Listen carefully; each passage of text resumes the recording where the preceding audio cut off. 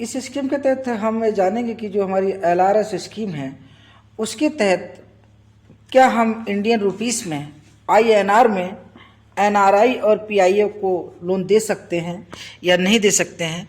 अगर दे सकते हैं तो वो किस रूप में दे सकते हैं, कैसे दे सकते हैं, कितने तक दे सकते हैं। ठीक है, ये सब हम इस वीडियो में जानेंगे।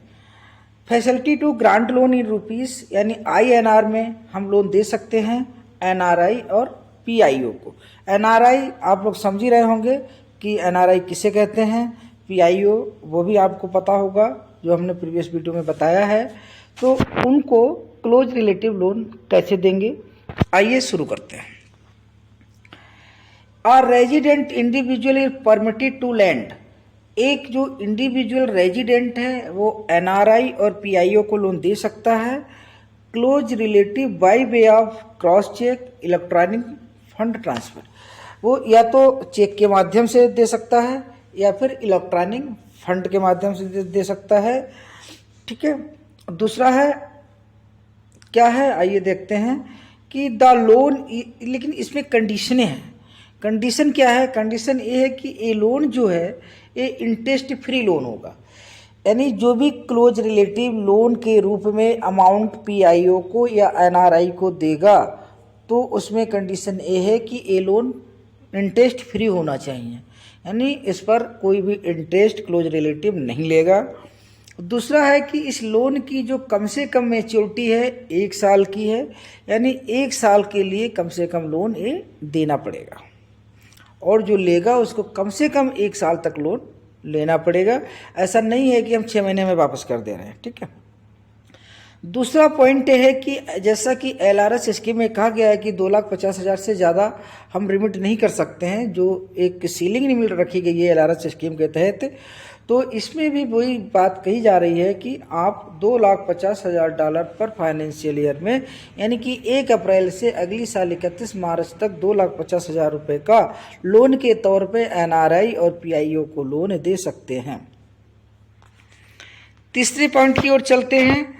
तीसरे पॉइंट में क्या है कि इस लोन को यूटिलाइज किया जा सकता है, किसके लिए, the loan shall be utilise to meeting the personal requirement of the, कि जो भी PIO है उसकी पर्सनल रिक्वायरमेंट के लिए इस लोन को पर्सनल रिक्वायरमेंट के तौर पर यूज किया जा सकता है, यूटिलाइज किया जा सकता है, या फिर for his on business purpose in India, या उसका कोई बिजनेस इंडिया में है तो वो इंडिया में भी इस पैसे को यूज कर सकता है बिजनेस के लिए। अगला इसका जो 4th पॉइंट है वो ये है कि the loan shall not be utilised, कि जो लोन रेजिडेंट इंडिविजुअल के द्वारा NRI NRO को दिया गया, NRI और PIO को दिया गया है, वो इस लोन को यूटिलाइज नहीं कर सकता है सिंगली और एसोसिएशन विद अदर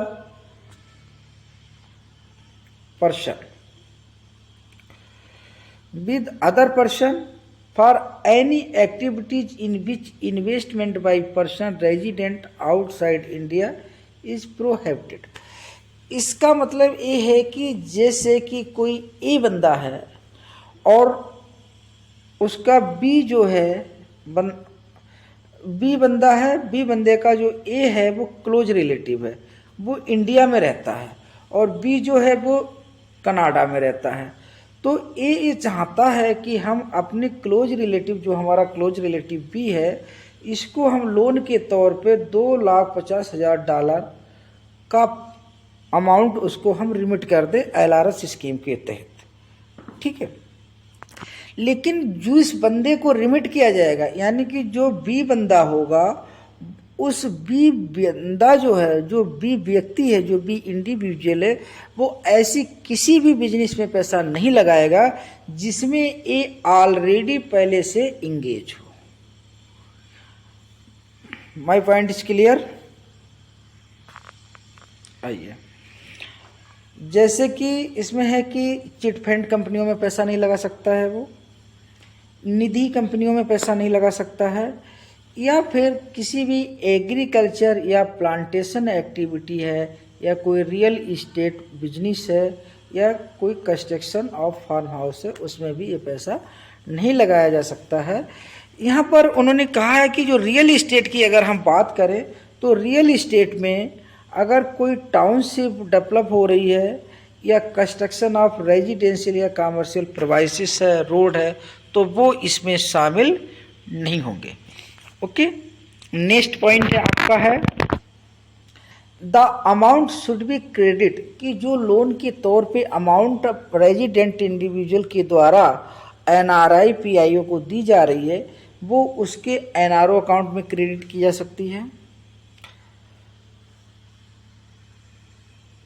ठीक है, may be treated as eligible amount to NRO. ठीक है, तो जो लोन अमाउंट है ये एनआरओ अकाउंट जो है इसका क्रेडिट किया जा सकता है। एनआरओ और एनआरआई और पीआईओ के का जो एनआरओ अकाउंट ओपन है किसी भी बैंक में, तो वहाँ पर इस अमाउंट को क्रेडिट किया जा सकता है। और credit of such loan amount may be treated as an eligible credit of NRO account. और जो अमाउंट एनआरओ अकाउंट में क्रेडिट किया जाएगा तो वो भी एक एलिजिबल अमाउंट के तौर पर उसको ट्रीट किया जाएगा। अगला पॉइंट है कि the loan amount shell not B remitted outside India, कि जो लोन के तौर पे हम एनआरआई या एनआरओ को देंगे, एनआरआई और पीआईओ को देंगे, तो वो पैसा विदेश में रिमिट नहीं किया जा सकता है। उस पैसे को केवल और केवल इंडिया में यूटिलाइज किया जा सकता है। और जहाँ तक इसकी रीपेमेंट की अगर हम बात करें तो चूँकि हमने उसके एनआरओ अकाउंट में डाला था पैसा, तो वो एनआरओ अकाउंट से डेबिट कर सकता है, एनईआरई अकाउंट से डेबिट करके वापस कर सकता है, एफसीएनआर अकाउंट को डेबिट करके वापस कर सकता है। ठीक है, वो इन किसी भी अकाउंटों से पैसा डेबिट करके वापस कर सकता